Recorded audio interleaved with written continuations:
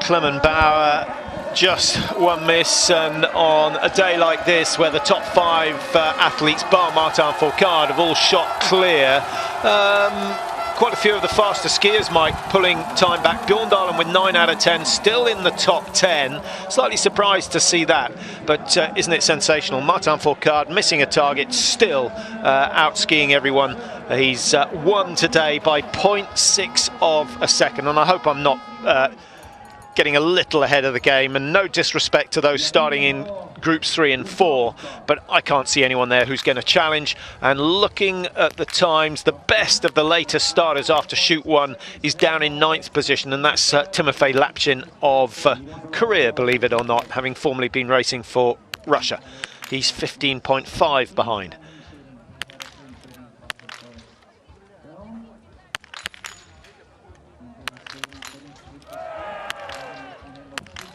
How do you feel about so many of the Russians going across to Korea? Well, I was just thinking that when you, of course, reminded me that he is racing there. They have, what, 3 now, 2 strong women racing for Korea, and now Lapchin. In fact, there's another Russian guy over there as well.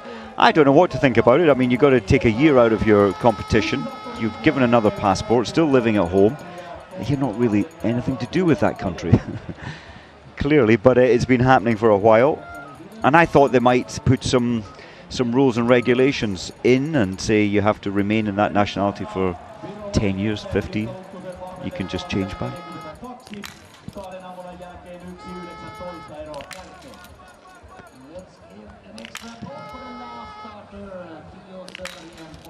Lithuania, one of the teams on minimal budgets.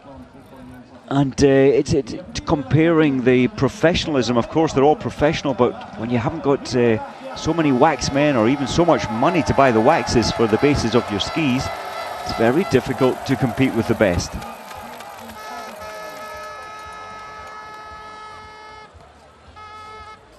Chirny racing well here previously. It's a decent time into the range. Yeah, he's got into the habit of missing shots on the first shoot, 1 or 2 of the prone shots going wide. He needs to turn that around. So far, so good.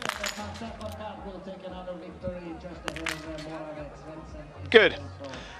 Well, the prone shooting conditions have been a little easier here than we've seen in the past, certainly at the World Championships in 2015. They were very, very tricky indeed. Sean Doherty for the United States. 1, 2, 3, 4, and number 5 goes wide. That is going to be fairly damaging to his result, having gone clear on the prone. Well, look at his time. I think that would have been a real chance for a top 16, top 15 as he, well, it goes on to the penalty loop, but he would have been going straight out. And it's the last shot. So Sean, at 21-year-old, just beginning to think this is my best day of the season. And maybe that little flicker of thought affected the tension or the release of the trigger. A snatching. Anef down in 19th. Simon Fourcade just finishing. Not sure how he got on. I think he's down in 44, so he's not had a good day out there. Things were starting to look up in Pyeongchang. Christiansen, 41.6 behind, 10th position at the moment. Is he going to push Mickey Rush out of the top 10? It's quite possible. He certainly looks to be skiing a little bit better than Rush. One of the biggest athletes on the track, about 87 kilos, Christiansen, so that hill does not suit him. Simon Fourcade, Patrick, you unfortunately 56 finishers so far. He's 53rd, he missed 5 targets.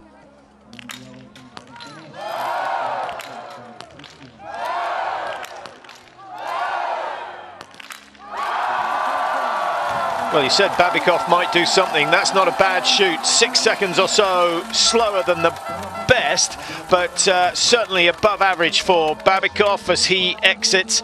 And the time, well, he's still some way off, isn't he? He is. He had good form though up in Östersund from 7th in the sprint. Remember, he took by surprise maybe the pursuit the next day. But often some athletes, great form at the start of the season, but he's lost his way as the season has progressed. I mean that was a fantastic race. The only pursuit that Fourcade hasn't won this year, but he's certainly not lived up to expectations since then. Christiansen 47.9, drops from 10th to 13th over the last 400 meters. So he's one of those guys who can ski well even when he's tired, technically, but there was no power coming out. Cloud is in, but Malishko 97. There's one more Russian that's got a good track record still to come in for his prone shoot.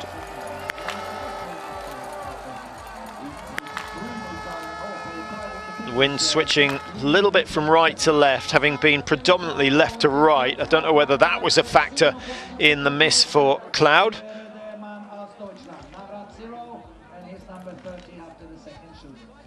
Now, Bormolini for Italy. Dominic Vindish, the best of the Italians, just hovering around position 20 at the moment.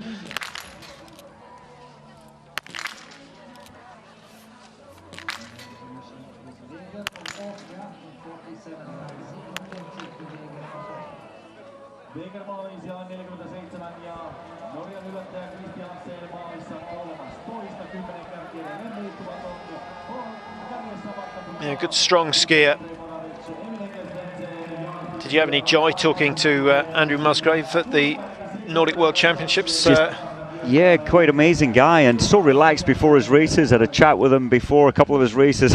He just seems so carefree, just going about his warm-up and preparation. Not a care in the world, it appears, but of course so focused, so fearsomely focused during the race. Fearsomely competitive. Yeah. He should be racing in the Holmenkollen 50 this weekend, and he's not expecting much. It's a classic race, but he is expecting something special from the last weekend of the season out in Canada. So be interesting to see how he gets on. But what an astonishing season he's had this year. A real breakthrough season, I think, in terms of his consistency. Well, that's right. 2 12ths and a 5th at the World Championships, and the 5th over 50 kilometres. Quite amazing. Well, he was 4th. 4th. I'm confusing my 50k with 5. Yes, of course, 4th, and so close to the podium. Well, Malishko, you can see his time. It's over that of Rastaguriev's when he actually exited the end of the range, having shot his 5 shots. So his pace, his ski speed has deserted him.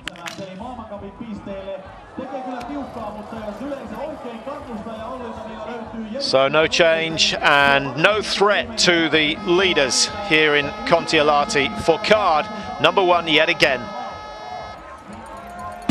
75. The last starter, Söderholm from Sweden, and how does this look? Well, the shooting's good. He's only 30.1 behind, and let's assume he loses 30 seconds on each lap. That will still get him into the top 40. So he's after World Cup points today. There's Mazet, 2 French shooting coaches, one working for Norway, one of course still with France. What a season for them.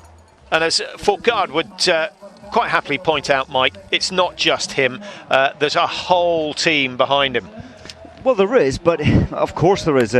But he is special. He's got this incredible ability to keep on pushing. If he wants another 5 seconds, he'll dig deeper and try and find it.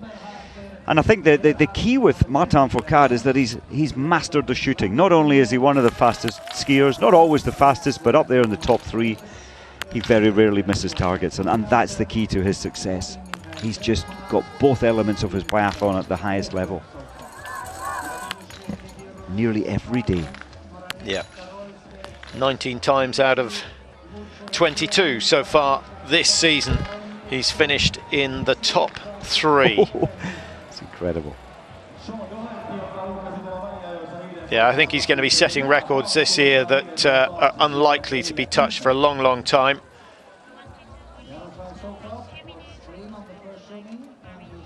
So Jaroslav Sukup Up and down season for him. We've seen a couple of good races. Nothing going for him at the World Championships. And with 2 misses in the stand, it turns what could have been a very good race into a below average one. He's going to drop outside the top 40. Isn't biathlon interesting? 3 years ago, Sukup, we would have said he'll put these targets down, no problem, but he was tense, he was a little nervous. The confidence wasn't there to hold that rifle steady. It's such a fine balance of connecting the mind with confidence. There's so much to this game. So a clear shoot from Babikov, but way down. You've got to remember, he's one of the 8 men to have won a World Cup this year. He won the pursuit in Östersund at the start of the season. 1:28 off the pace. Remember, Fourcade did a penalty loop, so effectively 2 minutes slower than the Frenchman.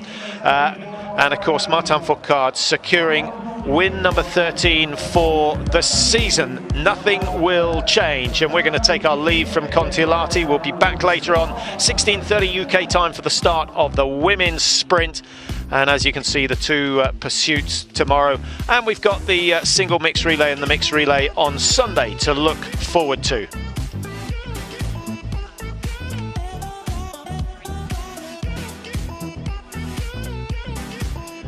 So the top 3 here in Kontiolahti. Martin Fourcade taking the win, rewriting the record books yet again. Andrei Morovitz missing out by 0.6 of a second. It would have been only his 2nd World Cup win.